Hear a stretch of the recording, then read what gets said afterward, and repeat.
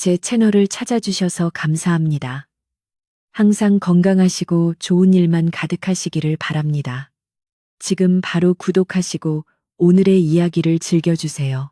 옛날 아주 먼 옛날에 첩첩산중 깊은 골짜기 사이로 맑은 물이 굽이쳐 흐르고 사계절 내내 바람소리가 끊이지 않는 고즈넉한 마을이 하나 있었습니다. 그 마을 어귀에는 수백 년 된 느티나무가 떡하니 버티고 서서 마을의 안녕을 지켜주고 있었는데, 그 느티나무 너머로 기와지붕이 겹겹이 이어진 웅장한 대갓집이 한 채 보였으니 그곳이 바로 이 고을에서 제일 가는 부자이자 덕망 높기로 소문난 김진사댁이었습니다. 김진사댁은 대대로 글 읽는 소리가 끊이지 않고 곡간이 넉넉하여 흉년이 들어도 이웃을 구휼하는 인심 좋은 집안이었으나, 이상하게도 집안의 안주인 자리는 늘 위태롭고 짧기만 하다는 슬픈 내력이 전해져 오고 있었습니다. 가을 거지가 끝나고 찬바람이 문풍지를 슬슬 건드리기 시작하는 늦가을 무렵, 김진사댁의 앞마당은 겨울을 준비하는 손길로 분주하면서도 어딘가 모르게 따스한 기운이 감돌고 있었습니다. 안채의 대청마루에는 곱게 늙은 시어머니 최씨 부인이 단정한 자세로 앉아 다듬이질을 하고 있었고, 그 아래 마당에서는 갓 시집 온 지 3년이 된 며느리 연화가 잘 말린 고추를 거두어 들이느라 종종 걸음을 치고 있었습니다. 연화는 본래 심성이 비단 결처럼 곱고 어른을 공경할 줄 아는 처자로 마을 사람들 사이에서도 효부가 들어왔다며 칭송이 자자한 며느리였습니다. 최씨 부인은 그런 며느리가 마냥 예쁘고 기특하여 다듬이질을 하다가도 잠시 일손을 멈추고 흐뭇한 눈길로 며느리의 뒷모습을 바라보곤 했습니다. 이 댁의 시어머니 최씨 부인은 젊은 시절 남편을 일찍 여의고 홀로 아들을 키우며 모진 풍파를 견뎌낸 강인한 여인이었으나, 며느리에게만큼은 엄한 시어머니라기보다 친정어머니처럼 다정하고 속 깊은 어른이었습니다. 그녀는 며느리가 혹여 고된 시집살이에 마음을 다칠까 염려하여 아침 저녁으로 따뜻한 숭늉을 먼저 챙겨주고 힘든 바깥일은 하인들을 시켜 며느리의 손에 물 한 방울 덜 묻히게 하려 애썼습니다. 연화 또한 시어머니의 깊은 사랑을 잘 알기에 맛있는 음식이 생기면 반드시 시어머니 상에 먼저 올리고, 밤이면 시어머니의 잠자리를 보아드리며 지극한 정성을 다했습니다. 고부간의 사이가 어찌나 좋은지 담장 너머로 들려오는 두 여인의 웃음소리에 지나가던 마을 사람들도 발걸음을 멈추고 부러워할 정도였습니다. 어느 날 오후 햇살이 따사롭게 내리쬐는 장독대 앞에서 연화가 항아리를 닦고 있을 때 최씨 부인이 다가와 조용히 말을 건넸습니다. 아가 날이 차니 그만하고 들어오너라. 손이 붉어진 것을 보니 내 마음이 쓰려 더는 못 보겠다. 시어머니의 따뜻한 말 한마디에 연화는 환하게 웃으며 행주를 내려놓고 시어머니의 손을 맞잡았습니다. 어머님, 저는 괜찮습니다. 이 정도 추위는 아무것도 아니니 염려 마십시오. 어머님께서 건강하셔야 제가 마음이 놓입니다. 두 사람은 서로의 언손을 녹여주며 한참을 그렇게 서 있었고, 마당 한 구석에 핀 늦은 국화꽃 향기가 그들의 주변을 은은하게 감싸고 돌았습니다. 이렇듯 김진사댁의 하루는 평온하고 아름답게 흘러가는 듯 보였습니다. 그러나 이 평화로운 풍경 뒤에는 아무도 모르는, 아니 최씨 부인 혼자만이 가슴 깊이 묻어둔 서늘하고도 무서운 비밀이 하나 숨쉬기 시작하고 있었습니다.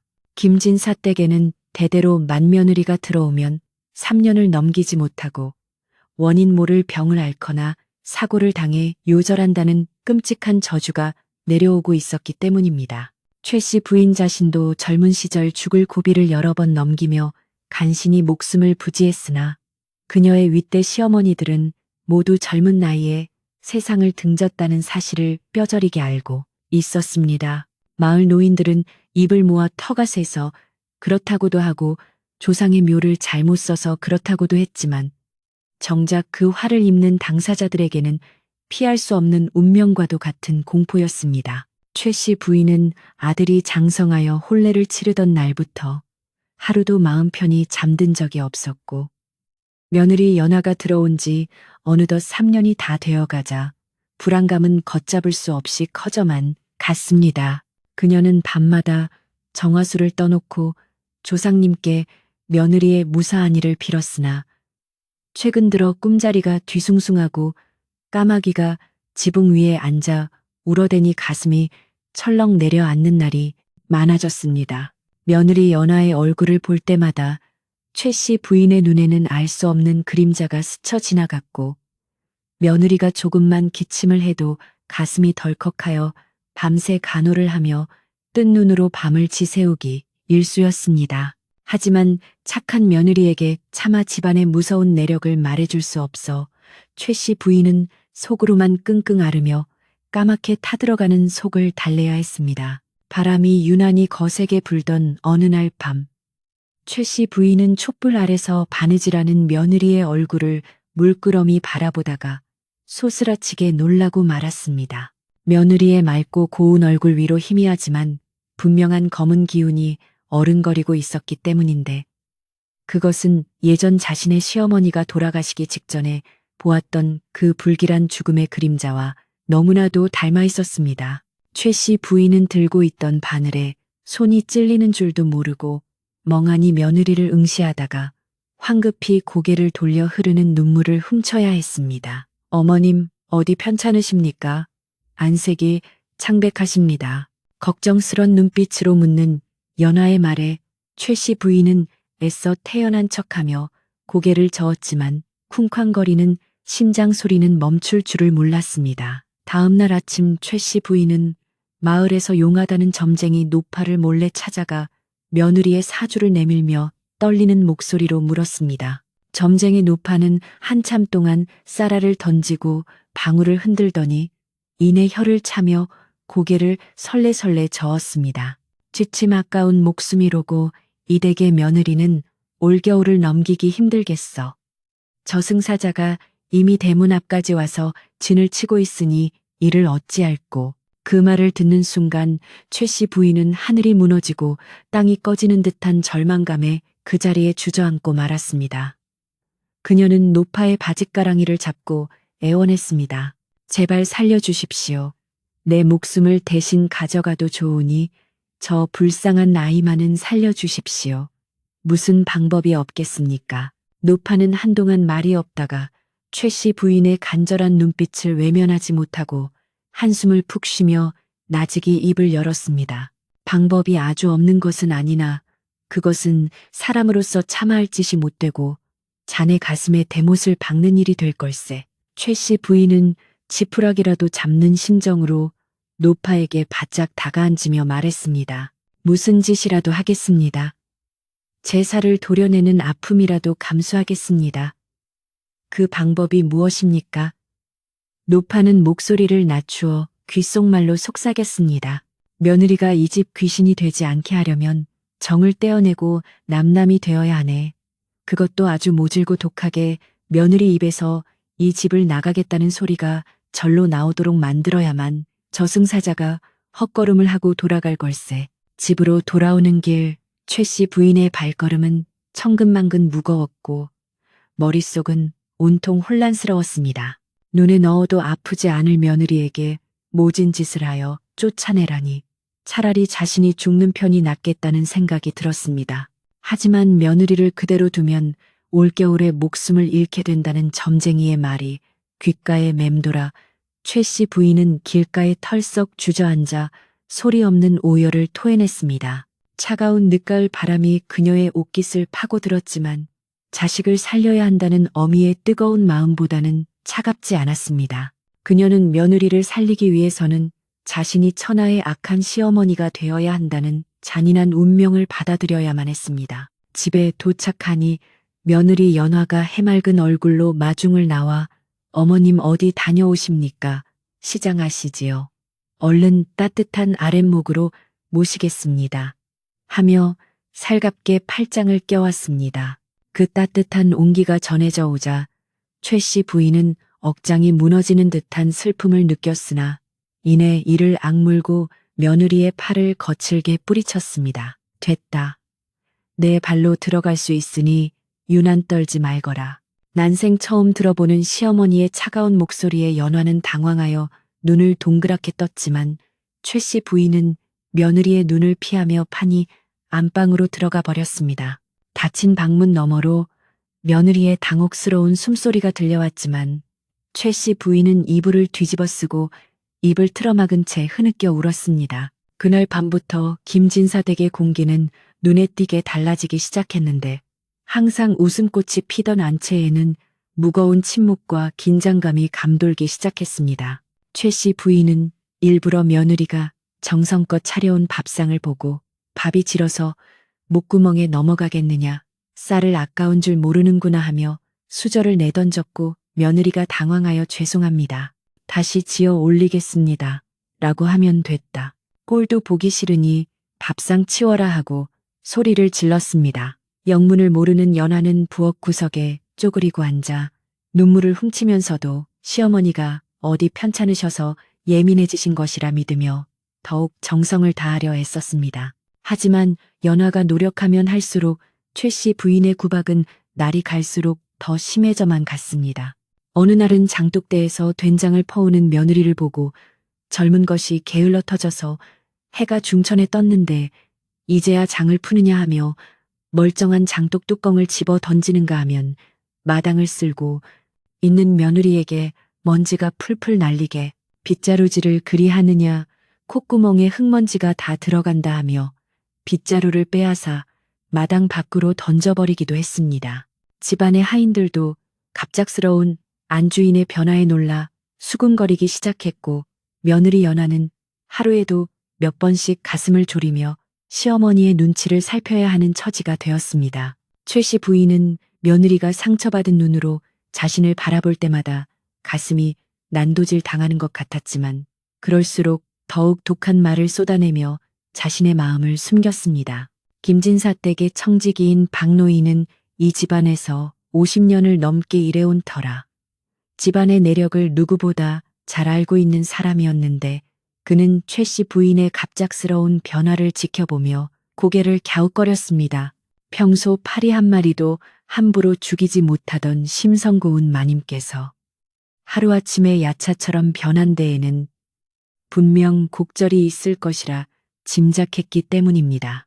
박노인은 마당을 쓸다가 눈물 짓는 연하를 볼 때면 안타까운 마음에 혀를 차면서도 안방 문고리를 잡고 밤새 뒤척이는 최 씨 부인의 그림자를 보며 깊은 한숨을 내쉬곤 했습니다. 그는 이것이 단순한 시집살이가 아님을 직감적으로 느끼고 있었으나 감히 주인의 속내를 묻지 못하고 그저 묵묵히 지켜볼 뿐이었습니다. 계절은 어느덧 깊어가고 찬바람은 매서운 칼바람으로 변하여 살갗을 듯한 겨울의 문턱에 들어섰습니다. 마을의 나무들은 잎을 모두 떨구고 앙상한 가지를 드러냈고 하늘은 잿빛 구름으로 뒤덮여 금방이라도 눈이 쏟아질 것만 같은 날씨가 계속되었습니다. 최 씨 부인은 날씨가 추워질수록 저주가 실현될 날이 가까워옴을 느끼고 더욱 초조한 마음에 며느리에 대한 구박의 강도를 높였습니다. 오늘 안으로 이불오청을 다 뜯어 개울가에서 빨아오너라. 얼음장 같은 물에 손이 터져봐야 정신을 차리지. 최 씨 부인의 서슬퍼런 명령에 연화는 아무 말 없이 빨래 바구니를 이고 나섰지만 그녀의 얇은 옷자락은 바람에 힘없이 나부끼고 있었습니다. 연화가 냇가로 나간 사이 최 씨 부인은 텅 빈 며느리의 방에 들어가 며느리가 곱게 수놓은 베개릿을 어루만지며 참았던 눈물을 쏟아냈습니다. 아가 불쌍한 내 아가. 이 어미를 원망해라. 뼈에 사무치도록 미워해라. 그래야 네가 산다. 그래야 네가 이 지긋지긋한 저주를 끊고 살 수 있다. 그녀는 며느리의 채취가 배어있는 옷가지를 가슴에 품고 소리 죽여 오열하다가 인기척이 들리면 황급히 눈물을 닦고 다시 매몰찬 표정으로 돌아오곤 했습니다. 이토록 잔인한 이중 생활은 최 씨 부인의 몸과 마음을 병들게 했지만 그녀는 며느리의 목숨을 구할 수만 있다면 지옥불에라도 뛰어들 각오가 되어 있었습니다. 마을 우물가에서는 아낙네들이 모여 김진사댁 이야기를 하며 입방아를 떼기 시작했습니다. 아니 그 인자하던 최 씨 부인이 며느리를 잡아먹지 못해 안달이라며 글쎄. 말일세 며느리가 빨래터에서 언손을 호호 불어가며 우는데 어찌나 처량하던지 내 마음이다. 아프더군. 사람 속은 모른다더니 늙으면 노망이 든다더니 옛말 틀린 거 하나 없다니까. 마을 사람들의 비난과 손가락질은 고스란히 최 씨 부인의 귀에 들어왔지만 그녀는 오히려 그 소문이 더 널리 퍼지기를, 그리하여 며느리가 자신을 세상에서 제일 악독한 시어머니로 여기기를 바랐습니다. 그러던 어느 날 최 씨 부인은 부엌에 들어가 며느리가 정성껏 다리고 있는 약탕기를 보게 되었습니다. 그것은 며느리가 자신의 기력을 보충해주기 위해 친정에서 귀한 약재를 구해와 다리는 것이었는데, 최 씨 부인은 그 약탕기를 보자마자 끓어오르는 슬픔과 독한 결심을 동시에 느꼈습니다. 그녀는 며느리가 보는 앞에서 약탕기를 마당으로 집어던지며 소리쳤습니다. 이런 쓴 물 따위는 먹기 싫다. 네가 나를 독살하려고 작정을 했구나. 와장창 깨지는 소리와 함께 검은 약물이 마당을 적셨고 연화는 사색이 되어 바들바들 떨었습니다. 어머님 당치도 않습니다. 어찌 그런 말씀을 하십니까? 연화가 울며 매달렸지만 최 씨 부인은 며느리의 손을 매몰차게 뿌리치고 방으로 들어가 문을 굳게 걸어 잠갔습니다. 방 안에 들어온 최 씨 부인은 문에 등을 기댄 채 주저앉아 자신의 손을 내려다보며 흐느꼈습니다. 내 손으로 며느리의 정성을 내동댕이 치다니 내가 사람이더냐 짐승이더냐. 하지만 그녀는 알고 있었습니다. 이제 돌이킬 수 없는 강을 건넜다는 것을. 그리고 이 연극이 끝나야만 비로소 며느리가 살 수 있다는 것을 뼛속 깊이 새기고 있었습니다. 창밖에는 앙상한 나뭇가지가 바람에 흔들리며 스산한 소리를 내고 있었고 김진사 댁의 긴 겨울밤은 그렇게 깊어가고 있었습니다. 며느리 연화는 깨진 약탕기 조각을 하나하나 주워 담으며 하염없이 눈물을 흘렸고 그 눈물은 차가운 땅 위에서 얼어붙어 작은 얼음꽃이 되었습니다. 김진사 댁을 감싸고 있는 산새는 더욱 험악해 보였고 밤이면 들려오는 부엉이 소리가 마치 누군가의 죽음을 예고하는 듯 구슬프게 들려왔습니다. 최 씨 부인은 이제 며느리를 집에서 내쫓을 결정적인 구실을 만들어야만 했습니다.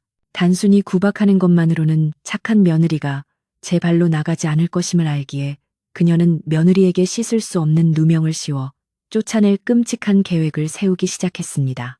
그것은 며느리의 가슴에 영원히 지워지지 않을 상처를 남기는 일이었지만 며느리의 목숨을 구하는 유일한 길이라 믿으며 그녀는 촛불 아래서 홀로 비수 같은 마음을 갈고 또 갈았습니다. 날이 밝아오자 최 씨 부인은 안방 장롱 깊숙한 곳에 보관해 두었던 집안의 귀중한 폐물을 꺼내 들었습니다. 옥으로 만든 놀이개와 금비녀 은가락지들을 꺼내놓고 한참을 바라보던 그녀의 눈빛은 결연하면서도 슬펐습니다. 이 폐물들은 며느리가 시집 올 때 예물로 주려 했던 것들이나 이제는 며느리를 도둑으로 몰아 내쫓을 도구가 되어야만 했습니다. 최 씨 부인은 떨리는 손으로 폐물을 며느리의 방 서랍장 깊은 곳에 몰래 숨겨두고는 아무 일도 없었다는 듯이 대청마루로 나와 헛기침을 하며 며느리를 불렀습니다. 연화야, 내 방 장롱을 좀 정리해야겠으니 와서 거들거라. 그녀의 목소리는 차가운 겨울 바람보다 더 시리게 며느리의 가슴을 파고들었습니다.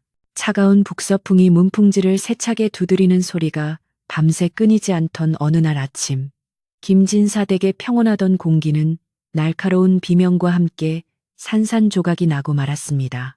안방에서 들려오는 최 씨 부인의 격앙된 목소리에 마당을 쓸던 하인들은 빗자루를 멈추었고 부엌에서 아침상을 차리던 연화는 국자를 떨어뜨릴 만큼 깜짝 놀라 안채 쪽을 바라보았습니다.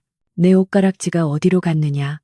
분명 어제 저녁에 이 반다지 위에 올려두었는데 감쪽같이 사라졌구나. 최 씨 부인은 머리를 풀어 헤친 채 방문을 활짝 열어젖히고 마당이 떠나가라 고래고래 소리를 지르고 있었습니다. 평소 목소리 한번 높이는 법이 없던 마님의 저런 모습은 집안 사람 모두에게 충격 그 자체였으며 불길한 예감이 감돌기 시작했습니다. 연화는 황급히 신발을 꿰신고 안방으로 달려가 시어머니 앞에 무릎을 꿇고 앉았습니다. 어머님 진정하십시오. 혹시 이불 속에 들어간 것은 아닌지요? 제가 천천히 찾아보겠습니다. 연아가 떨리는 손으로 이부자리 밑을 더듬거리려 하자 최 씨 부인은 며느리의 손등을 찰싹 소리가 나게 때리며 매몰차게 밀어냈습니다. 내 손으로 이 잡듯이 다 뒤져보았다. 이것은 분명 집안에 손버른 나쁜 쥐새끼가 들어온 것이야.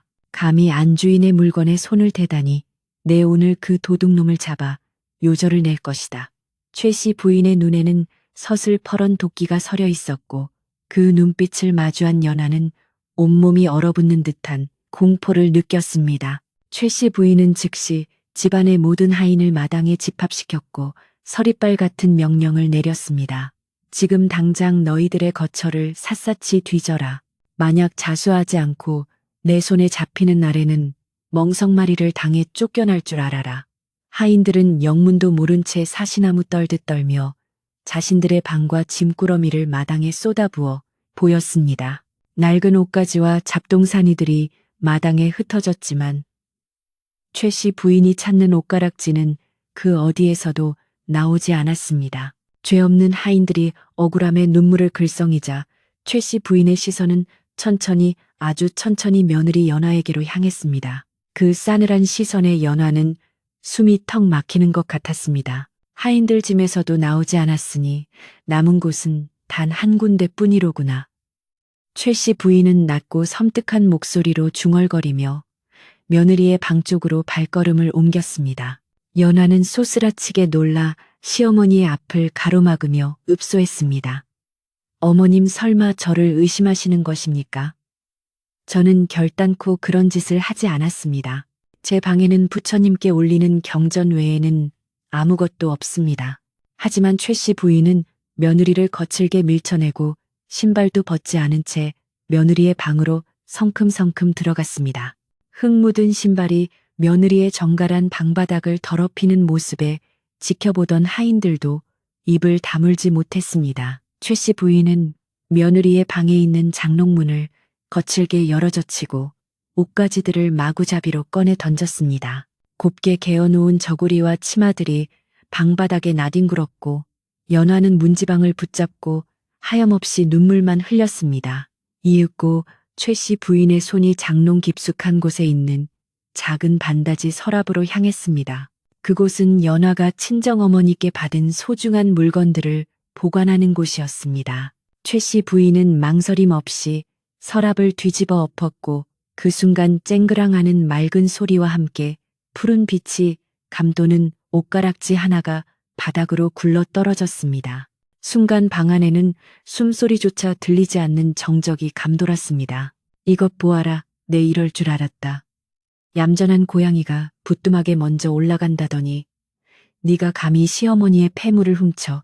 최 씨 부인은 바닥에 떨어진 옷가락지를 집어들고 며느리의 코앞에 들이밀며 소리쳤습니다. 연화는 믿을 수 없는 광경에 눈을 크게 뜨고 고개를 세차게 저었습니다. 아닙니다, 어머님. 저는 정말 모르는 일입니다. 저 가락지가 왜 거기서 나왔는지 저는 맹세코 모릅니다. 연화는 억울함에 가슴을 치며 통곡했지만 최 씨 부인은 들은 척도 하지 않고 며느리의 뺨을 후려쳤습니다. 어디서 거짓말을 하느냐. 증거가 이렇게 명백한데 오리발을 내밀어 네 친정에서 그리 가르치더냐.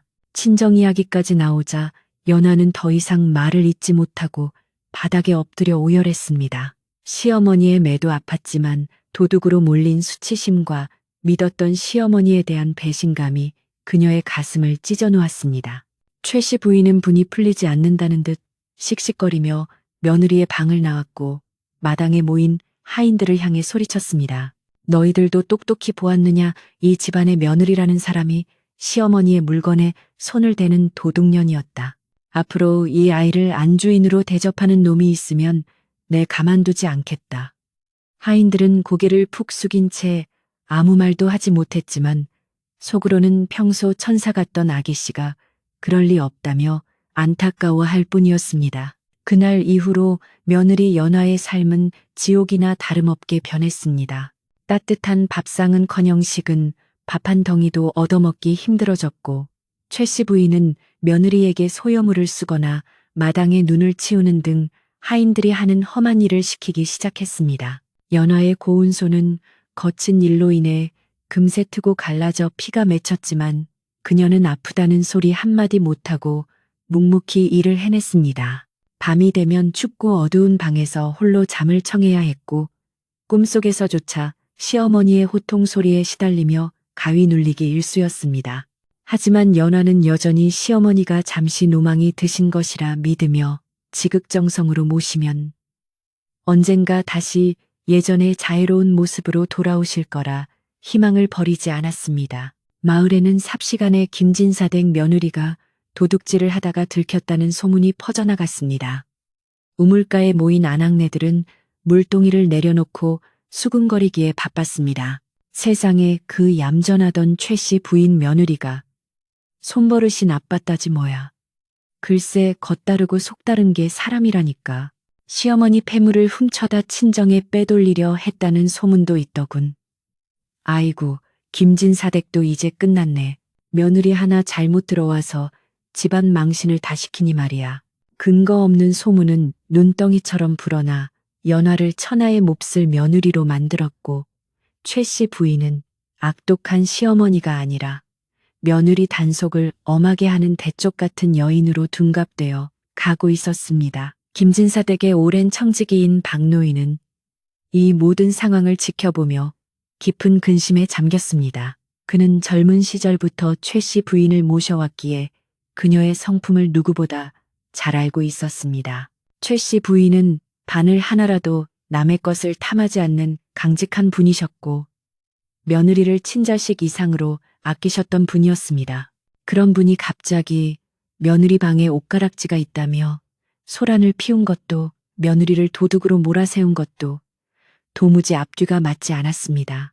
박노인은 밤마다 사랑채 캔마루에 앉아 담뱃대를 물고 곰곰이 생각에 잠겼습니다. 마님께서 저러시는 데에는 분명 말 못할 사정이 있을 것이다. 그렇지 않고서야 어찌 제 살을 깎아먹는 짓을 하실까. 어느 날 늦은 밤, 박노인은 물을 길어 나르는 연화를 보게 되었습니다. 달빛 아래 비친 연화의 얼굴은 반쪽이 되어 있었고 눈가에는 마르지 않은 눈물 자국이 선명했습니다. 박노인은 안타까운 마음에 슬그머니 다가가 물동이를 대신 들어주며 말을 건넸습니다. 아기씨 얼마나 고생이 많으십니까? 이 늙은이가 대신해 드릴 테니 잠시 허리라도 펴십시오. 연화는 화들짝 놀라며 손사래를 쳤습니다. 아닙니다, 박서방님. 어머님께서 아시면 또 불호령이 떨어지실 겁니다. 제가 해야 할 일입니다. 그녀의 목소리는 갈라져 있었고 손은 얼음장처럼 차가웠습니다. 박노인은 주위를 살피더니 목소리를 낮추어 은밀하게 말했습니다. 아기씨 세상일에는 눈에 보이는 것이 전부가 아닌 법입니다. 마님께서 갑자기 저러시는 것이 야속하고 원망스러우시겠지만 너무 마음 상해하지 마십시오. 사람의 본바탕은 쉽게 변하지 않는 법입니다. 연화는 박노인의 알 수 없는 말에 의아한 표정을 지었습니다. 그게 무슨 말씀이신지요? 어머님께서 저를 미워하시는 게 아니란 말입니까? 박노인은 씁쓸한 미소를 지으며 밤하늘을 올려다 보았습니다. 글쎄요. 저도 마님의 깊은 뜻을 다 헤아릴 수는 없으나 마님의 눈빛을 잘 살펴보십시오. 입으로는 독한 말을 뱉으시나 눈으로는 피눈물을 흘리고 계신 것이 보이지 않으십니까? 그 시각 안방에 홀로 남은 최 씨 부인은 며느리가 덮던 이불을 끌어안고 소리 죽여 울고 있었습니다. 낮에 며느리의 뺨을 때린 자신의 손이 불덩이처럼 뜨겁고 아파왔습니다.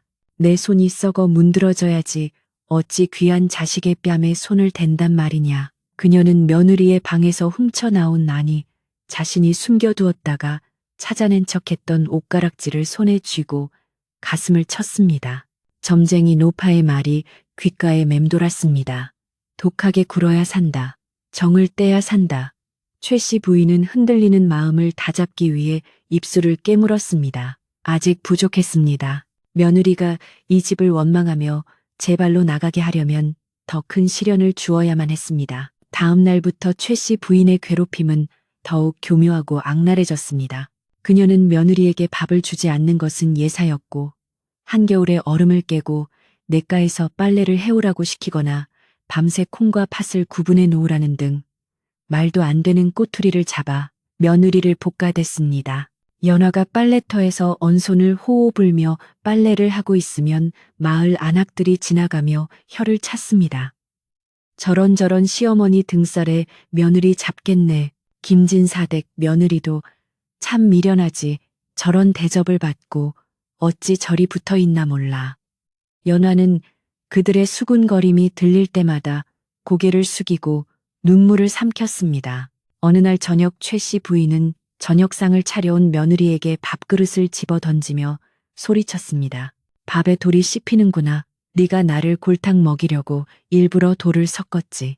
네 년의 마음보가 이리 고약하니 집안의 우환이 끊이지 않는 게다. 밥그릇이 바닥에 뒹굴며 하얀 쌀밥이 흙바닥에 흩어졌습니다. 연화는 무릎을 꿇고 흩어진 밥알을 주워 담으며 울먹였습니다. 어머님 쌀을 씻고 또 씻어 조리를 했건만 어찌 돌이 있겠습니까? 제 정성이 부족하여 그런 것이니 용서해 주십시오. 그러나 최 씨 부인은 차갑게 돌아앉으며 말했습니다. 듣기 싫다. 오늘 밤 안으로 헛간에 있는 쌀가마니 10개를 모두 꺼내어 썩은 쌀을 골라내거라. 다 하기 전에는 방에 들어올 생각도 마라. 밖에는 한방눈이 펑펑 쏟아지기 시작했습니다.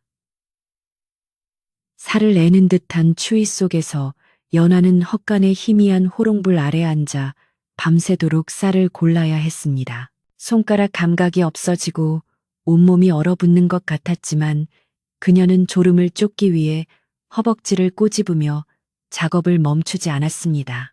헛간 문틈으로 들어오는 칼바람에 촛불이 위태롭게 흔들렸고 연화의 그림자도 벽 위에서 춤을 추듯 일렁였습니다. 그녀는 문득 고향에 계신 친정 부모님 생각에 가슴이 메어왔지만 이곳에서 쫓겨나면 친정에도 누를 끼치는 것이라 생각하여 입술을 앙다물고 버텼습니다. 안방에서 이 모습을 문틈으로 지켜보던 최 씨 부인은 가슴이 미어지는 고통에 숨을 쉴 수가 없었습니다. 며느리가 추위에 떨며 일하는 모습을 보면서 따뜻한 아랫목에 누워있는 자신이 저주스러웠습니다. 차라리 내가 나가서 얼어 죽는 게 낫지. 이게 무슨 짓이란 말이냐. 그녀는 몇 번이나 방문을 열고 나가 며느리를 안아주고 싶은 충동을 느꼈으나 그때마다 며느리의 자라리만은 가는가서 얼굴 위로 어리던 죽음의 그림자를 떠올리며 방문 고리를 잡은 손에 힘을 주었습니다. 조금만 더 참자 아가. 이제 곧 끝날 것이다. 네가 살 수만 있다면 이 어미는 지옥에 떨어져도 좋다. 밤이 깊어가고 눈은 점점 더 거세게 몰아쳤습니다. 김진사 댁의 지붕 위로 소복하게 쌓이는 눈은 마치 이 집안의 비극을 덮어주려는 듯 고요했지만 그 아래서는 두 여인의 피눈물 나는 사투가 벌어지고 있었습니다. 하나는 가문을 위한 희생을 감내하며 악역을 자처하는 시어머니였고 다른 하나는 효심 하나로 모진 시련을 견뎌내는 며느리였습니다. 박 노인은 헛간 쪽을 바라보며 깊은 한숨을 내쉬었습니다. 하늘도 무심하시지. 어찌 이리 착한 사람들에게 이런 시련을 주시는가. 그의 탄식은 눈보라 속에 흩어져 사라졌습니다. 이제 약속된 운명의 시간이 다가오고 있었습니다.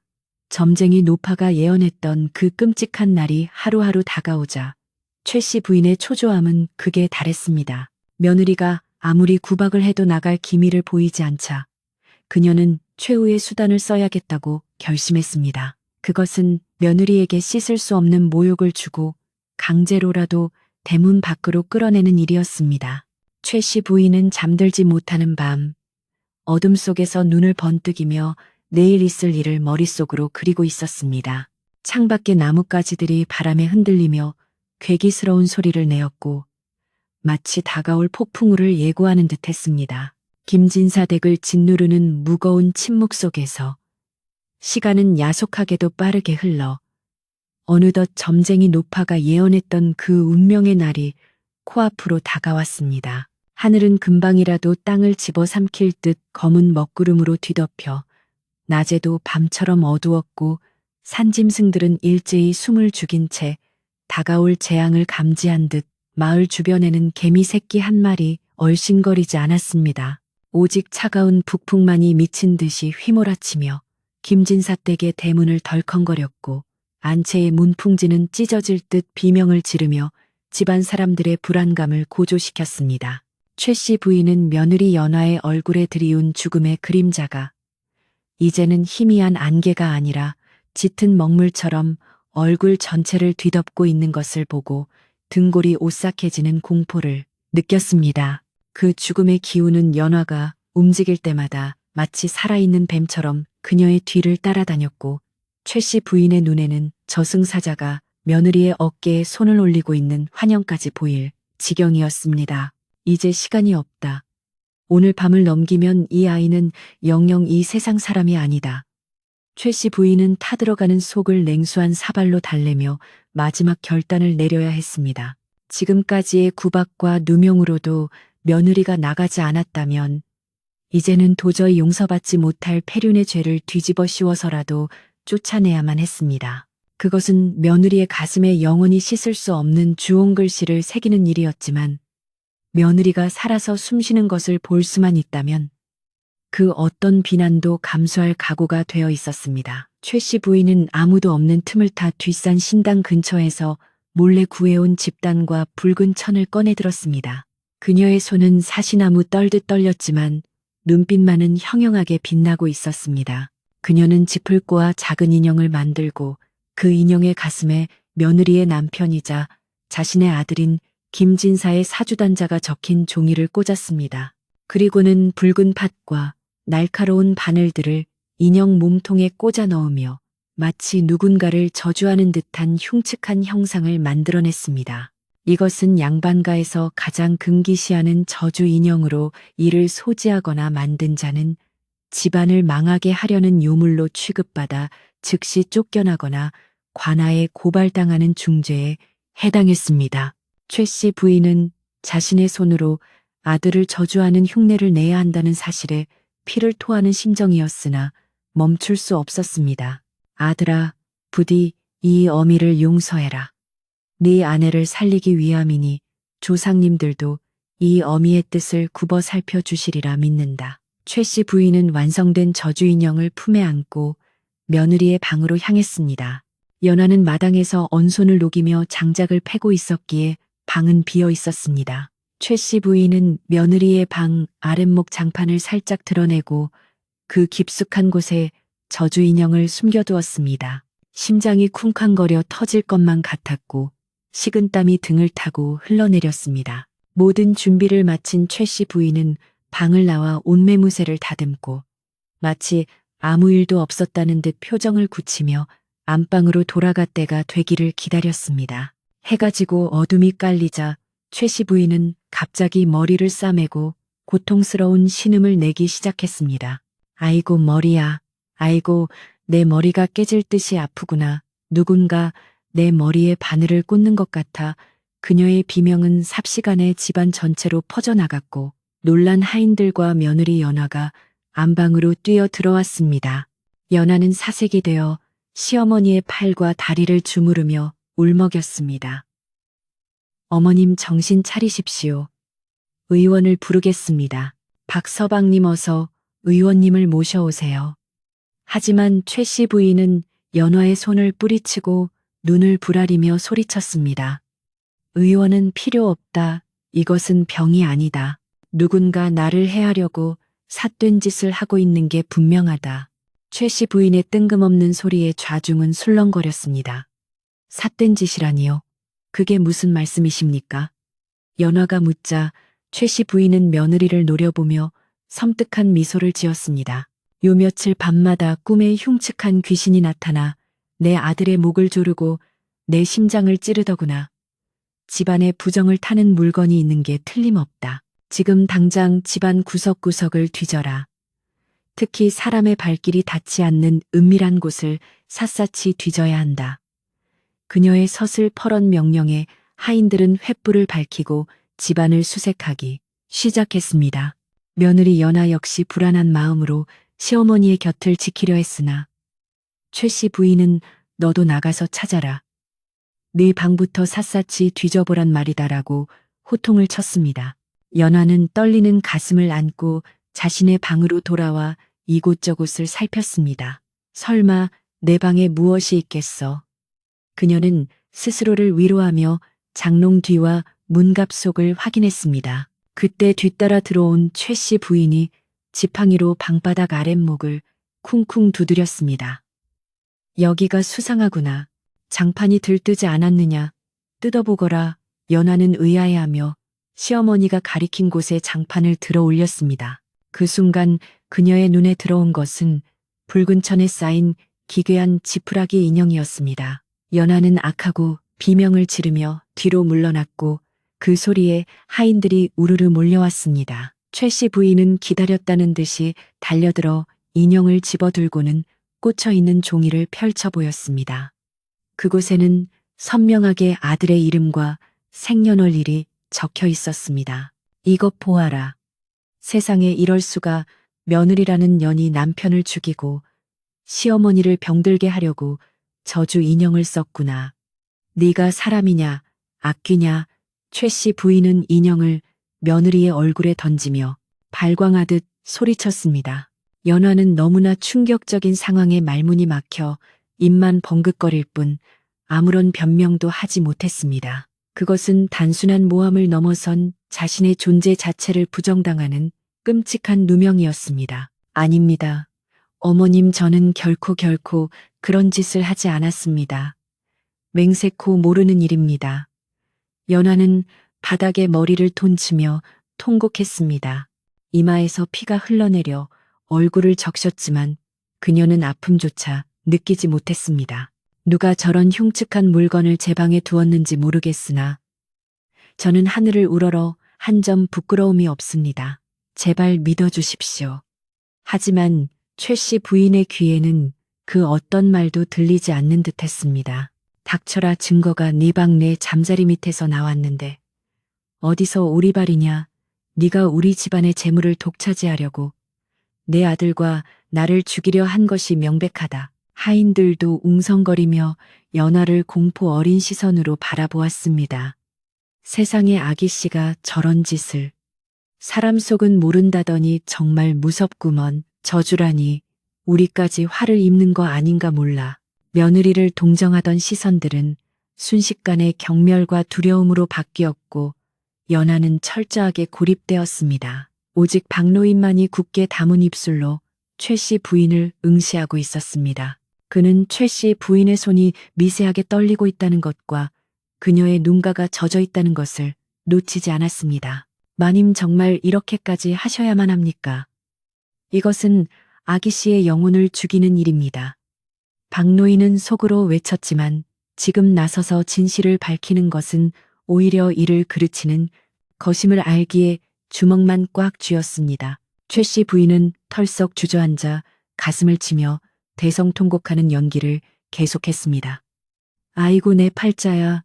며느리 잘못 들여 집안이 쑥대밭이 되는구나. 여보, 저승에서 보고 계십니까? 당신이 애지중지하던 이 집안이 며느리 손에 망하게 생겼습니다. 그녀의 울음소리는 연기라기에는 너무나 처절하고 슬퍼서 듣는 이들의 가슴을 먹먹하게 만들었습니다. 그것은 며느리를 죄인으로 몰아가는 악독한 시어머니의 연기가 아니라 자식을 살리기 위해 스스로 죄인이 된 어미의 진짜 통곡이었기 때문입니다. 최 씨 부인은 흐르는 눈물을 소매로 훔치며 며느리를 향해 마지막 선고를 내렸습니다. 더 이상은 한 집에서 못 산다. 내 눈에 흙이 들어가기 전에는 너 같은 유물을 며느리로 인정할 수 없다. 날이 밝는 대로 당장 이 집에서 나가거라. 위자료고 뭐고 한 푼도 줄 수 없으니 빈손으로 나가라. 최 씨 부인의 목소리는 차갑게 식어 있었지만 그 속에는 제발 나가다오. 제발 살아서 나가다오라는 간절한 절규가 담겨 있었습니다. 연하는 망연자실한 표정으로 시어머니를 올려다보았습니다. 늘 따뜻하게 자신을 감싸주던 그 자애로운 눈빛은 온데간데 없고 오직 증오와 경멸만이 가득 찬 낯선 여인이 그곳에 서 있었습니다. 연화는 더 이상 버틸 힘이 없었습니다. 도둑 누명은 견딜 수 있었고 육체적인 고된 노동도 참을 수 있었습니다. 하지만 남편을 죽이려 했다는 패륜의 누명은 그녀가 평생 지켜온 효심과 정절을 송두리째 부정하는 것이기에 그녀의 마음은 산산조각이 나고 말았습니다.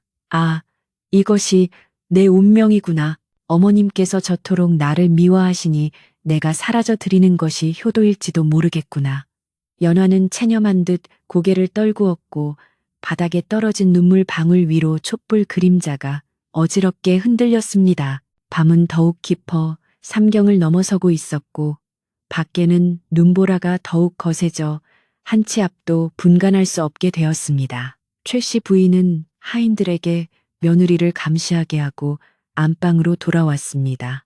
문을 닫자마자 그녀는 자리에 쓰러지듯 누웠습니다.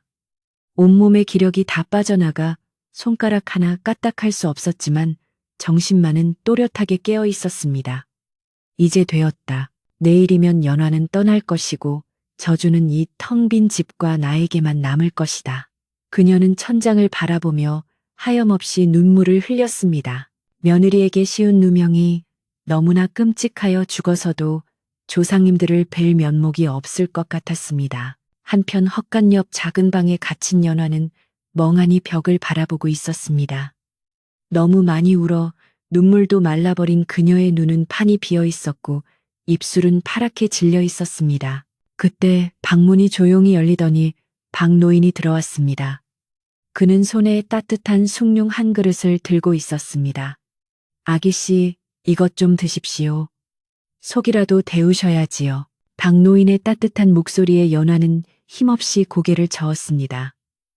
박서방님, 저는 억울합니다. 정말 억울해서 죽을 것만 같습니다. 연화의 목소리는 갈라져 쇳소리가 났습니다. 박노인은 숭늉 그릇을 내려놓고 연화의 앞에 앉았습니다. 그리고는 평소와 달리 아주 진지하고 엄숙한 표정으로 입을 열었습니다. 아기씨, 부디 제 말을 귀담아 들으십시오. 내일 날이 밝으면 뒤도 돌아보지 말고 이 집을 떠나십시오. 친정으로 가시든 어디로 가시든 최대한 멀리, 아주 멀리 가셔야 합니다. 연화가 놀란 눈으로 바라보자 박노인은 말을 이었습니다. 마님께서 아기씨를 미워해서 내쫓으시는 게 아닙니다. 이 집안에는 아기씨가 감당할 수 없는 무서운 기운이 있습니다. 마님께서는 그 기운으로부터 아기씨를 살리기 위해 스스로 악역을 자처하고 계신 겁니다. 연화는 박노인의 말이 도무지 믿기지 않았습니다. 그게 무슨 말씀이십니까? 저를 살리기 위해 저주 인형까지 꾸미셨다는 말입니까? 박노인은 깊게 고개를 끄덕였습니다. 그렇습니다. 마님께서는 아기씨를 친딸보다 더 아끼십니다. 그렇기에 아기씨가 이 집 귀신이 되는 꼴을 차마 못 보시는 겁니다. 부디 마님의 깊은 뜻을 헤아리시어 원망보다는 연민을 가져주십시오. 그리고 반드시 살아남으셔야 합니다. 박노인의 말에 연화의 가슴 속에서 무언가 쿵하고 내려앉는 느낌이 들었습니다. 시어머니의 표독스러웠던 눈빛 뒤에 숨겨져 있던 슬픔, 밤마다 들려오던 울음소리, 그리고 차갑게 내치면서도 떨리던 손끝, 그 모든 조각들이 하나로 맞춰지기 시작했습니다. 하지만 아직 모든 의문이 풀린 것은 아니었습니다. 과연 저주란 무엇이며 왜 시어머니는 진실을 말해주지 않고 이런 극단적인 방법을 택해야만 했는가? 혼란스러운 연화의 머릿속을 헤집어 놓듯 바깥에서는 짐승의 울음소리 같은 바람소리가 더욱 거칠어졌습니다. 마치 김진사댁을 집어삼키려는 거대한 괴물의 포효 같았습니다. 내일이면 결판이 날 것입니다. 며느리가 쫓겨나 목숨을 건질지 아니면 저주가 먼저 덮쳐 비극으로 끝날지 운명의 시간은 째깍째깍 다가오고 있었습니다. 최 씨 부인은 창호지 문에 비친 새벽빛을 보며 몸을 일으켰습니다. 뜬 눈으로 밤을 지새운 그녀의 얼굴은 10년은 늙어 보였지만 눈빛만은 흔들림이 없었습니다. 가자, 이제 끝을 맺으러 가자. 그녀는 옷고름을 단단히 메고 방문을 열었습니다. 차가운 새벽 공기가 폐부 깊숙이 들어와 정신을 맑게 깨웠습니다.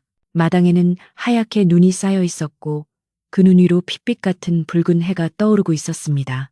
이제 곧 김진사 댁의 며느리 쫓아내기 소동은 그 정점을 찍을 것이며 그 뒤에 숨겨진 진실 또한 눈 덮인 마당 위로 드러나게 될 것입니다. 날이 밝았지만 김진사 댁의 아침은 여느 때와 달리 무겁고 차가운 기운으로 가득 차 있었으며 마당에 쌓인 눈 위로 짙은 그림자가 길게 드리워져 있었습니다. 최 씨 부인은 이른 새벽부터 대청마루에 나와 정좌하고 앉아 있었고 그녀의 앞에는 하얗게 질린 얼굴의 며느리 연화가 얇은 소복 차림으로 무릎을 꿇고 있었습니다. 집안의 모든 하인이 뜰 아래 모여 숨을 죽인 채 이 광경을 지켜보고 있었는데 누구 하나 감히 입을 여는 사람이 없어 정막만이 감돌았습니다. 최 씨 부인의 표정은 마치 얼음 조각처럼 차갑고 단호해 보였지만 소매 끝을 꽉 움켜쥔 손마디는 하얗게 질려 있어 그녀의 속마음이 얼마나 타들어가고 있는지를 짐작하게 했습니다. 최 씨 부인은 쩌렁쩌렁한 목소리로 하인들에게 마지막 명령을 내렸는데 그 소리가 어찌나 매섭던지 듣는 이들의 오금을 저리게 만들었습니다. 박서방은 지금 당장 대문을 활짝 열어라. 그리고 너희들은 저 부정한 여인을 끌어내어 대문 밖으로 내치거라.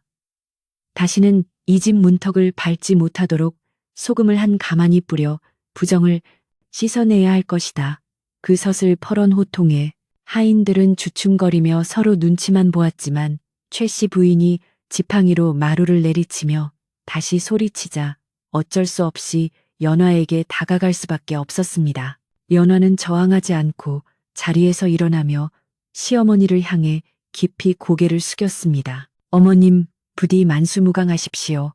비록 저는 쫓겨나는 몸이오나 어머님의 은혜는 죽어서도 잊지 않겠습니다. 제가 떠난 후에는 부디 화를 푸시고 마음 편히 지내시기를 간절히 바랍니다. 연화의 목소리는 떨렸지만 그 속에는 원망보다 깊은 슬픔과 애정이 담겨 있었습니다. 박 노인의 말을 들은 후라 그런지 연화의 눈에는 시어머니의 독한 말 뒤에 숨겨진 떨림이 보이는 듯 했습니다. 하지만 최 씨 부인은 일부러 고개를 외롭고며 며느리의 마지막 인사를 외면했습니다. 듣기 싫다. 썩 물러가라. 내 눈앞에서 사라지는 것이 나를 위하는 길이다. 그녀는 마지막까지 모진 말을 뱉어내며 며느리와의 인연을 칼로 베어내듯 끊어내려 했습니다. 하인들에 의해 등이 떠밀려 대문 밖으로 나가는 연화의 발걸음은 천근만근 무거웠고 뒤를 돌아보고 싶은 마음이 굴뚝 같았으나 차마 그러지 못했습니다. 대문 밖에는 매서운 칼바람이 몰아치고 있었고 앙상한 나뭇가지들이 기괴한 춤을 추며 그녀를 반기는 듯 했습니다. 연화가 문지방을 넘자마자 쾅하는 소리와 함께 육중한 대문이 굳게 닫혔고 안에서는 굵은 소금이 텔르르 뿌려지는 소리가 들려왔습니다. 다시는 오지 마라. 뒤도 돌아보지 말고 멀리 떠나라. 대문 너머로 들려오는 시어머니의 고함은 비명에 가까웠습니다. 연화는 닫힌 대문 앞에 주저앉아 하염없이 눈물을 흘리며 정들었던 집과 사랑하는 사람들에게 작별을 고했습니다. 대문 안쪽에서는 최 씨 부인이 닫힌 대문에 이마를 대고 서서 밖으로 쫓겨난 며느리의 울음소리를 들으며 피눈물을 흘리고 있었습니다. 그녀의 다리는 더 이상 지탱할 힘이 없어 후들거렸고 가슴을 쥐어짜는 듯한 통증에 숨을 쉬기조차 힘들었습니다. 아가 미안하다. 정말 미안하다. 부디 살아서 좋은 곳으로 가거라. 이 어미를 용서하지 마라. 최 씨 부인은 입을 틀어막고 소리 없는 오열을 토해냈습니다. 하인들은 마님께서 왜 저토록 슬퍼하시는지 영문을 몰라 어리둥절해했지만 박 노인만은 젖은 눈으로 하늘을 올려다보며 이제 다가올 운명의 시간을 기다리고 있었습니다. 그때였습니다. 며느리가 쫓겨나고 채 반시각도 지나지 않아 맑았던 하늘이 갑자기 시커먼 먹구름으로 뒤덮이기 시작하더니 마른 하늘에 날벼락이 치기 시작했습니다. 우르릉 쾅 천지를 뒤흔드는 천둥 소리와 함께 김진사 댁의 앞마당에는 돌풍이 몰아쳐 장독대 뚜껑들이 날아가고 나무들이 꺾여 나갔습니다. 사람들은 공포에 질려 비명을 지르며 샘마루 밑으로 숨어들었고 최 씨 부인만이 대문 앞을 지키며 흔들림 없이 서 있었습니다. 마치 이 모든 재앙을 자신의 몸으로 받아내겠다는 듯 그녀는 하늘을 노려보며 두 팔을 벌리고 서 있었습니다. 순식간에 벌어진 일이라 누구도 손쓸 틈이 없었는데 번쩍이는 섬광이 하늘을 가르더니 며느리 연화가 기거하던 행랑채 지붕을 강타했습니다. 화한 굉음과 함께 며느리의 방이 폭삭 주저앉았고 흙먼지가 자욱하게 피어올라 시야를 가렸습니다. 집안은 아수라장이 되었고 하인들은 불이야 사람 살려를 외치며 혼비백산하여 뛰어다녔습니다. 다행히 불은 붙지 않았으나 연화가 평소 머물던 방은 형체를 알아볼 수 없을 정도로 처참하게 무너져 내렸습니다. 만약 연화가 그 방에 그대로 있었다면 뼈도 추리지 못하고 즉사했을 것이 분명한 상황이었습니다. 먼지가 가라앉고 재앙이 휩쓸고 간 자리는 처참하기 그지없었으나 기이하게도 폭풍 우는 거짓말처럼 잠잠해졌습니다. 최 씨 부인은 무너져 내린 며느리의 방 쪽으로 비틀거리는 걸음으로 다가갔습니다. 박살난 석가래와 기와장들이 널브러진 폐허를 바라보는 그녀의 눈빛은 공포가 아닌 안도감으로 가득 차 있었습니다. 살았다. 살았어. 우리 연화가 살았다. 최 씨 부인은 무너진 잔해 앞에 털썩 주저앉아 미친 사람처럼 웃다가 울기를 반복했습니다. 그제야 하인들은 마님께서 왜 그토록 모질게 며느리를 쫓아냈는지 그 깊은 뜻을 어렴풋이 짐작하고 입을 다물지 못했습니다. 한편 대문 밖에서 울고 있던 연화도 엄청난 굉음과 지축이 흔들리는 소리에 깜짝 놀라 눈물을 멈추고 집 쪽을 바라보았습니다. 집 안에서 피어오르는 뿌연 먼지와 사람들의 비명에 그녀는 자신이 쫓겨났다는 사실도 잊은 채 벌떡 일어나 대문을 두드렸습니다. 어머님, 박서방님 무슨 일입니까? 문 좀 열어주세요. 연화는 손바닥이 터지도록 대문을 두드리며 애타게 불렀습니다. 안에서 아무런 대답이 없자 그녀는 젖먹던 힘을 다해 쪽문을 밀어젖히고 집 안으로 뛰어 들어갔습니다. 마당에 들어선 연화의 눈에 들어온 것은 폭격을 맞은 듯 무너져 내린 자신의 방과 그 앞에 넋을 잃고 주저앉아 있는 시어머니의 모습이었습니다. 연화는 순간 다리에 힘이 풀려 주저앉을 뻔했으나 시어머니에게 달려가 그녀를 부둥켜 안았습니다. 어머님 괜찮으십니까? 다친 곳은 없으십니까? 연화의 목소리에 최 씨 부인은 천천히 고개를 들어 며느리의 얼굴을 어루만졌습니다. 그녀의 손은 흙투성이었지만 그 어느 때보다 따뜻하고 부드러웠습니다. 아가, 내 아가, 살아있구나, 정말 살아있어. 최 씨 부인은 며느리를 와락 끌어안고 목 놓아 울기 시작했습니다. 내가 너를 죽일 뻔했구나. 조금만 늦었어도 네가 저 돌무더기 밑에 깔릴 뻔했어. 최 씨 부인의 통곡 소리는 집안을 가득 채웠고 그동안 가슴속에 맺혀있던 응어리들이 한꺼번에 터져 나오는 듯 했습니다. 연화는 그제야 모든 상황을 완전히 이해하게 되었습니다. 자신을 쫓아낸 것이 미워서가 아니라 이 끔찍한 재앙으로부터 자신을 구하기 위한 시어머니의 필사적인 사랑이었음을 뼈저리게 깨달았습니다. 어머님, 저를 살리시려고 그 모진 말씀을 다 하셨던 것입니까? 저는 그것도 모르고 어머님을 원망했습니다. 용서해 주십시오. 어머님. 두 여인은 폐허가 된 집 마당에서 서로를 부둥켜 안고 하염없이 눈물을 흘렸습니다. 그 모습을 지켜보던 하인들도 눈시울을 붉히며 고개를 숙였습니다. 박 노인은 조용히 다가와 두 사람 위로 떨어진 기와 조각들을 치워주며 나직이 말했습니다. 마님, 이제 되었습니다. 하늘이 마님의 정성에 감복하여 아기 씨를 살려주신 것입니다. 이제 저주는 풀렸습니다. 박노인의 말대로 집안을 감싸고 있던 음산하고 불길한 기운은 씻은 듯이 사라지고 없었습니다. 며느리가 죽어야만 끝난다는 저주는 시어머니가 며느리를 죽은 사람 취급하여 가문에서 파버림으로써 액땜을 한 셈이 되었습니다.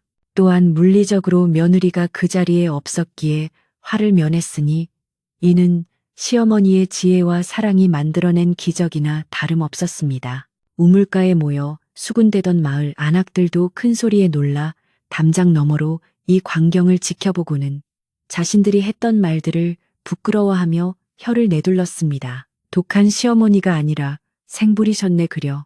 며느리 살리려고 그 욕을 다 먹고 있었던 게야. 최 씨 부인은 한참을 온 뒤에야 정신을 차리고 며느리의 얼굴에 묻은 흙먼지를 닦아주었습니다. 이제 다 끝났다. 네가 살았으니 집이야. 다시 지으면 그만이다.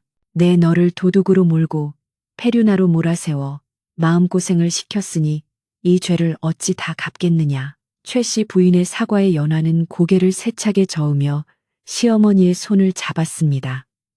아닙니다, 어머님. 제 목숨을 2번이나 주신 분이신데 어찌 그런 말씀을 하십니까?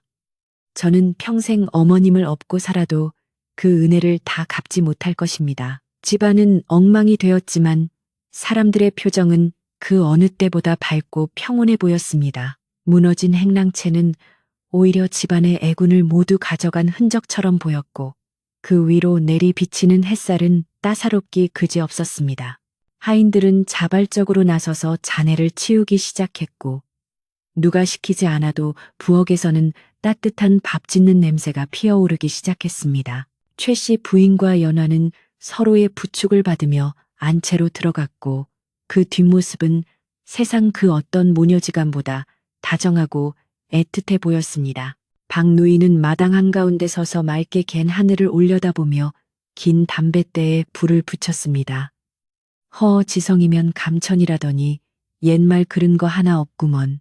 그는 파란 연기를 길게 내뿜으며 주름진 얼굴 가득 미소를 지었습니다. 이제 김진사 댁에는 죽음의 그림자가 아닌 생명의 온기가 다시 피어오르고 있었습니다. 마을 사람들도 삼삼오오 모여들어 김진사 댁의 무사를 축하해 주었고 며느리 연화의 효심과 최 씨 부인의 모정은 순식간에 미담이 되어 온 고을로 퍼져나갔습니다. 그러나 아직 해야 할 일이 남아 있었습니다. 억지로 만들어낸 갈등과 상처들을 보듬고 놀란 가슴들을 진정시키며 진정한 의미에서의 평화를 되찾는 일이었습니다.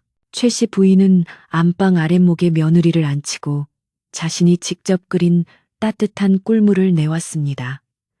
놀랐을 테니 이거라도 마시고 진정해라. 내 손으로 쫓아낸 며느리에게 다시 꿀물을 주려니 면목이 없구나. 그녀의 농담 섞인 말에 연화는 눈물 젖은 미소를 지으며 꿀물 그릇을 받아들었습니다. 달콤하고 따뜻한 꿀물이 목을 타고 넘어가자 연화의 얼어붙었던 몸과 마음이 사르르 녹아내리는 듯했습니다. 밖에서는 하인들이 뚝딱거리며 무너진 방을 정리하는 소리가 들려왔지만 그 소리조차 이제는 희망차고 활기차게 들렸습니다. 폭풍이 지나간 자리에 더 단단한 땅이 굳어지듯 김진사 댁의 고부관계는 죽음조차 갈라놓을 수 없는 끈끈한 인연으로 다시 태어나고 있었습니다. 최 씨 부인은 며느리의 손을 꼭 잡고 나직하게 말했습니다. 오늘 밤은 무서워 말고 푹 자거라. 내가 네 곁을 지킬 테니. 그날 오후 김진사 댁 대문은 활짝 열려 있었고 마을 사람들이 가져온 시루떡과 과일들이 마당에 쌓였습니다. 모두가 이 집안의 기적적인 생환을 축하하며 지혜로운 시어머니와 착한 며느리를 칭송했습니다. 최 씨 부인은 더 이상 며느리를 감시하는 표독스러운 시어머니가 아니었고 연화 또한 주눅든 며느리가 아니었습니다. 두 사람은 나란히 마루에 앉아 손님들을 맞이했고 그 모습은 마치 한 폭의 그림처럼 아름다웠습니다. 해가 뉘엿뉘엿 넘어가고 땅거미가 질 무렵 집안에는 평온한 저녁 연기가 피어올랐고 김진사 댁은 비로소 완전한 평화를 되찾을 준비를 마쳤습니다. 폭풍이 휩쓸고 지나간 김진사 댁의 마당에는 어느새 고요한 어둠이 내려앉았고 낮 동안의 소란스러웠던 흔적들은 하얀 눈이 소복하게 덮어주어 마치 아무 일도 없었던 것처럼 평온해 보였습니다. 무너진 행랑채의 잔해 위로도 달빛이 은은하게 비추어 그것이 흉물스러운 폐허가 아니라 애군을 막아낸 영광스러운 상처처럼 느껴지게 했습니다. 집안의 하인들은 고된 하루를 보내고 행랑방에 모여 앉아 낮에 있었던 기적 같은 일을 되새기며 안도의 한숨을 내쉬고 있었습니다. 그들의 이야기 소리는 도란도란 낮게 울려 퍼졌고 가끔 터져 나오는 웃음소리는 이 집안에 다시 생기가 돌기 시작했음을 알리는 신호탄과도 같았습니다. 찬바람은 여전히 불고 있었지만 김진 사댁을 감싸고 도는 공기는 그 어느 때보다 따뜻하고 훈훈했습니다. 안채 부엌에서는 구수한 팥죽 끓이는 냄새가 진동하고 있었는데 이는 최 씨 부인이 액마기를 하고 놀란 가슴들을 달래기 위해 특별히 지시한 것이었습니다. 붉은 팥이 소단에서 보글보글 끓어오르는 소리는 마치 빗소리처럼 정겹게 들렸고 아궁이에서 타닥타닥 타오르는 장작불은 부엌 전체를 주황빛으로 따스하게 물들였습니다. 연화는 시어머니의 만류에도 불구하고 부엌으로 나와 직접 새알심을 빚고 있었습니다. 동글동글하게 빚어진 새알심은 가족들의 건강과 화목을 기원하는 그녀의 간절한 마음이 담겨 있어 더욱 매끄럽고 고운 자태를 뽐내고 있었습니다. 옆에서 불을 조절하던 최 씨 부인은 그런 며느리의 옆모습을 물끄러미 바라보다가 슬그머니 다가가 며느리의 옷고름을 고쳐 메어주었습니다. 아가 손이 차지 않느냐. 내가 할 테니 너는 방에 들어가 쉬라니까. 고집도 세구나. 시어머니의 타박 섞인 말투에는 이제 날 선돋기가 아닌 꿀처럼 달콤한 애정이 뚝뚝 묻어났습니다. 연화는 환하게 웃으며 고개를 저었습니다. 아닙니다. 어머님, 이렇게 어머님 곁에서 음식을 만드니 꿈만 같고 행복합니다. 지난 몇 달간 부엌 근처에도 못 오게 하셔서 얼마나 좀이 쑤셨는지 모릅니다. 며느리의 애교 섞인 투정에 최 씨 부인은 코끝이 찡해짐을 느끼며 며느리의 손을 꼭 잡았습니다. 거친 일로 거칠어진 며느리의 손바닥이 가슴 아팠지만 그 손에서 전해지는 온기는 최 씨 부인의 얼어붙었던 마음을 완전히 녹여주기에 충분했습니다. 다 끓여진 팥죽을 한 상 가득 차려내어 안방 아랫목에 마주 앉으니 방 안 가득 퍼지는 김과 함께 훈훈한 기운이 감돌았습니다. 최 씨 부인은 제일 먼저 팥죽 한 그릇을 떠서 며느리 앞으로 밀어주었습니다. 자, 많이 먹거라. 붉은 팥 기운이 남은 애군마저 싹 씻어줄 것이다. 뜨거우니 호호 불어서 천천히 먹어야 한다. 연화는 김이 모락모락 나는 팥죽 그릇을 두 손으로 받쳐들고 감격스러운 표정을 지었습니다. 한 숟가락 입에 넣으니 달콤하고 고소한 맛이 입안 가득 퍼지며 그동안 겪었던 서러움과 고통이 눈 녹듯 사라지는 것 같았습니다. 정말 맛있습니다. 어머님, 세상에서 제일 맛있는 팥죽입니다. 연화의 눈가에 맺힌 물기를 보며 최 씨 부인도 숟가락을 들었습니다. 두 여인은 한동안 말없이 팥죽을 먹으며 그 따뜻한 침묵을 즐겼습니다. 숟가락이 그릇에 부딪히는 달그락 소리조차 음악처럼 들려왔고 창호지 문 너머로 들려오는 바람 소리는 더 이상 무서운 짐승의 울음이 아니라 평온한 자장가처럼 느껴졌습니다. 식사가 어느 정도 끝나갈 무렵 최 씨 부인은 품속에서 비단 주머니 하나를 꺼내 연화의 앞에 놓았습니다. 그것은 며느리를 도둑으로 몰 때 사용했던 그 옷가락지와 폐물들이 들어있는 주머니였습니다. 이것을 다시 내게 주마. 아니, 이것은 원래부터 내 것이었다. 내가 못난 어미라 너를 도둑으로 몰았으니 이 늙은이의 허물을 덮어다오. 연화는 주머니를 받아들고 고개를 가로저으며 말했습니다. 어머님 당치 않습니다. 그 일은 저를 살리시기 위한 어머님의 지혜였음을 이제는 압니다. 도둑 누명이 아니라 생명의 은인이 주신 선물이라 여기겠습니다. 연화의 깊은 속내에 최 씨 부인은 다시 한번 감동하며 눈시울을 붉혔습니다. 내 평생 가장 잘한 일이 있다면 너를 우리 집 며느리로 맞이한 일이다. 네가 없었다면 이 집안은 벌써 풍비박산이 났을 게야. 고맙다. 정말 고맙다.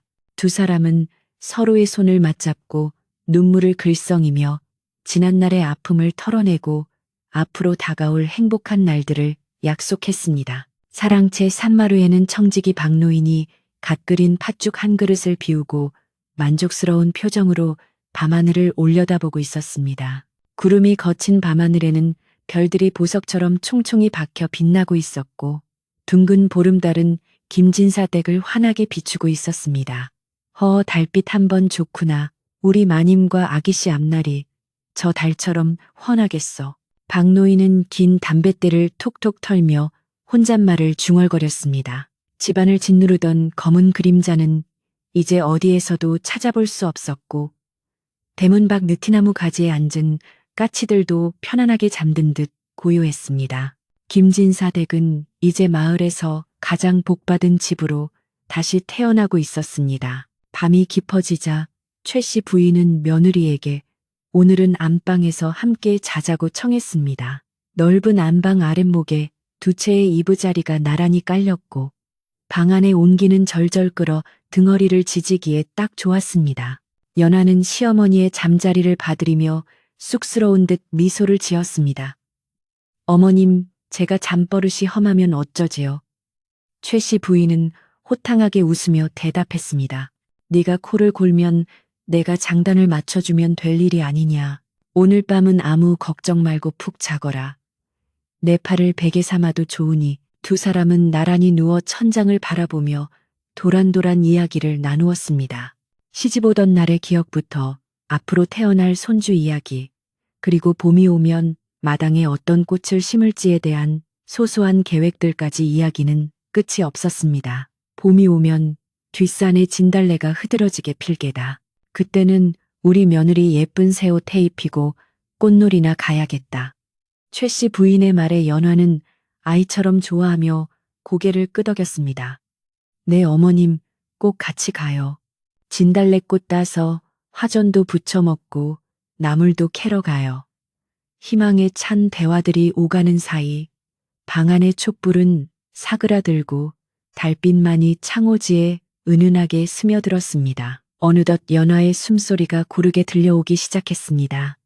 긴장과 고된 노동 그리고 마음고생으로 지쳤던 그녀는 시어머니의 곁에서 세상 모르고 깊은 잠에 빠져들었습니다. 최 씨 부인은 잠든 며느리의 얼굴을 한참 동안 바라보았습니다. 달빛을 받아 뽀얗게 빛나는 며느리의 얼굴은 평화롭기 그지없었고 입가에는 옅은 미소가 걸려 있었습니다. 최 씨 부인은 조심스럽게 이불을 끌어올려 며느리의 어깨를 덮어주며 속삭였습니다. 고생했다. 내 딸아. 부디 좋은 꿈 꾸거라. 이제 너를 해칠 것은 아무것도 없단다. 최 씨 부인도 서서히 밀려오는 졸음에 눈꺼풀이 무거워졌습니다. 지난 몇 달간 단 하루도 마음 편히 자본 적이 없었던 그녀였기에 오늘 밤 찾아오는 수면은 꿀보다 더 달콤했습니다. 마음의 짐을 내려놓고 사랑하는 며느리가 곁에서 숨쉬고 있다는 사실을 확인하며 그녀는 깊은 잠속으로 빠져들었습니다. 꿈속에서 그녀는 먼저 떠난 남편과 조상님들을 만났는데 그들은 모두 환하게 웃으며 그녀의 어깨를 토닥여 주었습니다. 잘했다. 정말 잘했다. 네 덕분에 가문이 살고 자손이 살았다. 꿈속에서의 칭찬은 현실의 고단함을 씻어주는 따뜻한 위로가 되었습니다. 다음 날 아침 김진사 댁의 굴뚝에서는 하얀 연기가 피어올랐고 맑은 햇살이 마당을 가득 채웠습니다. 마을 사람들은 김진사 댁 앞을 지나가며 저 집안의 복이 넝쿨째 굴러 들어왔다지. 며느리 효심과 시어머니 사랑이 하늘을 감동시켰어 라며 덕담을 주고받았습니다. 무너진 행랑채 자리에는 곧 새롭고 튼튼한 집이 지어질 것이고 그곳에는 미래에 태어날 아이들의 웃음소리가 가득 찰 것입니다. 최 씨 부인과 연화의 이야기는 단순한 고부 갈등의 해소를 넘어 진정한 사랑과 희생이 무엇인지를 보여주는 전설이 되어 오랫동안 사람들의 입에 오르내리게 되었습니다. 계절은 흘러 추운 겨울이 가고 따뜻한 봄이 찾아왔습니다. 김진사 댁 마당에는 매화꽃이 꽃망울을 터뜨렸고 처마 밑에는 제비가 돌아와 집을 지었습니다. 연화의 배는 남산만하게 불러왔고 최 씨 부인은 며느리가 먹을 귀한 약재를 구하러 다니느라 분주하면서도 얼굴에는 웃음꽃이 떠나지 않았습니다. 이제 김진사 댁은 단명하는 며느리의 집이 아니라 장수와 복록이 넘치는 집으로 불리게 되었으며 그 중심에는 악역을 자처하면서까지 가족을 지켜낸 위대한 어머니와 그 마음을 헤아리고 인내한 현명한 며느리가 있었습니다. 산골마을의 밤은 다시 깊어지고 이야기는 여기서 끝을 맺으려 합니다. 바람 소리도 잦아들고 온 세상이 고요한 잠에 빠져든 이 시간. 여러분의 마음에도 김진사 댁의 따뜻한 아랫목 같은 평온함이 깃들기를 바랍니다. 시련 뒤에 찾아온 평화가 더 값지고 아름답듯이 오늘 하루의 고단함은 내일의 희망을 위한 밑거름이 될 것입니다. 부디 걱정 근심은 모두 내려놓고 따뜻한 이불 속에서 좋은 꿈 꾸시길 바랍니다. 자, 이제 이야기꾼도 물러갈 시간이 되었습니다. 창밖의 달림도 여러분의 꿈길을 비춰주려 밝게 빛나고 있군요. 편안한 밤 되십시오. 안녕히 주무세요.